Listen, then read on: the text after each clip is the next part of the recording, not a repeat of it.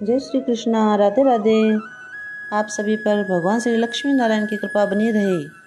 आइए पढ़ते हैं 12वां अध्याय। ओम श्री परमात्मने नमः।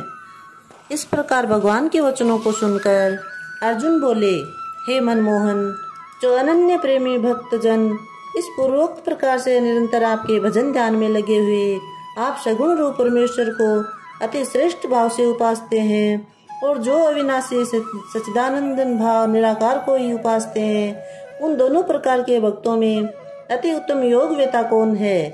इस प्रकार अर्जुन के पूछने पर श्री कृष्ण भगवान बोले, हे अर्जुन, मेरे में मन को एकाग्र करके निरंतर मेरे भजन ध्यान में लगे हुए जो भक्त जन अतिशय श्रेष्ठ श्रद्धा से युक्त हुए मुझ सगुण रूप परमेश्वर को भजते हैं, वे मेरे को योगियों में भी अति उत्तम योगी मान्य है, अर्थात उनको मैं अति श्रेष्ठ योगी मानता हूँ। और जो पुरुष इंद्रियों के समुदाय को अच्छे प्रकार वश में करके मन बुद्धि से परे सर्वव्यापी एकथनीय स्वरूप और सदा एक रस रहने वाले नित्य अचल निराकार अविनाशी सच्चिदानंदन ब्रह्मा को निरंतर एक ही भाव से ध्यान करते हुए उपासते हैं, वे संपूर्ण भूतों के हित में रत हुए और सब में समान भाव वाले योगी भी मेरे को ही प्राप्त होते हैं। किंतु उन सच्चिदानंदन निराकार ब्रह्मा में आसक्त हुए चित्त वाले पुरुष के साधन में क्लेश अर्थात परिश्रम विशेष है, क्योंकि देहाभिमानियों से अव्यक्त विषय गति दुख पूर्वक प्राप्त की जाती है।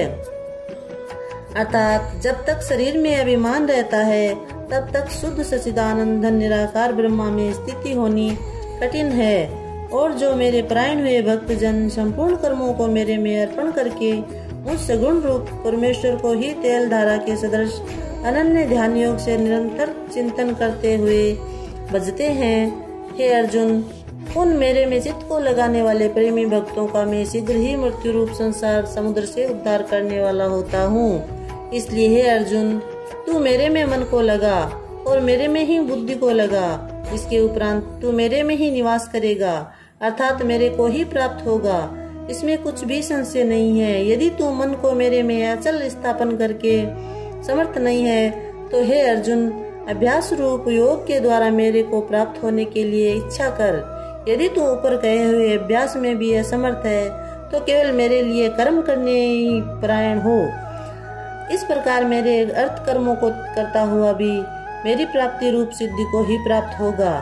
और यदि इसको भी करने के लिए असमर्थ है तो जीते हुए मन वाला और मेरी प्राप्ति रूप योग के शरण हुआ सब कर्मों के फल का मेरे लिए त्याग कर, क्योंकि मर्म को न जानकर किए हुए अभ्यास से परोक्ष ज्ञान श्रेष्ठ है और परोक्ष ज्ञान से मुझ परमेश्वर के स्वरूप का ध्यान श्रेष्ठ है, तथा ध्यान से भी सब कर्मों के फल मेरे लिए त्याग करना श्रेष्ठ है। और त्यागने से तत्काल ही परम शांति होती है। इस प्रकार शांति को प्राप्त हुआ जो पुरुष सब भूतों में द्वेष भाव से रहित एवं स्वार्थ रहित सबका प्रेमी और हेतु रहित दयालु तथा ममता से रहित एवं अहंकार से रहित सुख दुखों की प्राप्ति में सम और क्षमावान है, अर्थात अपराध करने वालों को भी अभय देने वाला है, तथा जो ध्यान योग में युक्त हुआ निरंतर लाभ हानि में संतुष्ट है तथा मन और इंद्रियों सहित शरीर को वश में किए हुए मेरे में दृढ़ निश्चय वाला है,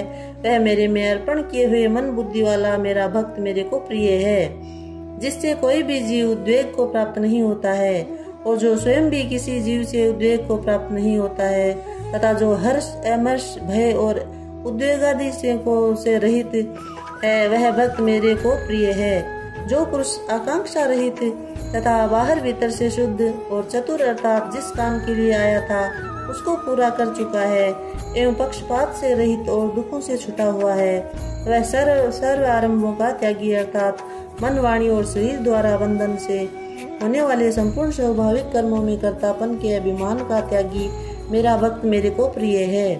जो न कभी हर्षित होता है, न द्वेष करता है, न सोच करता है, न कामना करता है, तथा जो शुभ और अशुभ संपूर्ण कर्मों के फल का त्यागी है, वह भक्ति युक्त पुरुष मेरे को प्रिय है। जो पुरुष शत्रु मित्र में और मान अपमान में सम है तथा सर्दी गर्मी और सुख दुख आदि द्वंद्वों में सम है, सब संसार में आसक्ति से रहित है, तथा जो निंदा स्तुति को समान समझने वाला है और मननशील है, अर्थात ईश्वर के स्वरूप का निरंतर मनन करने वाला है एवं जिस प्रकार से भी शरीर का निर्वाह होने में सदा ही संतुष्ट है और रहने के स्थान में ममता से रहित है, वह स्थिर बुद्धि वाला भक्तिमान पुरुष मेरे को प्रिय है।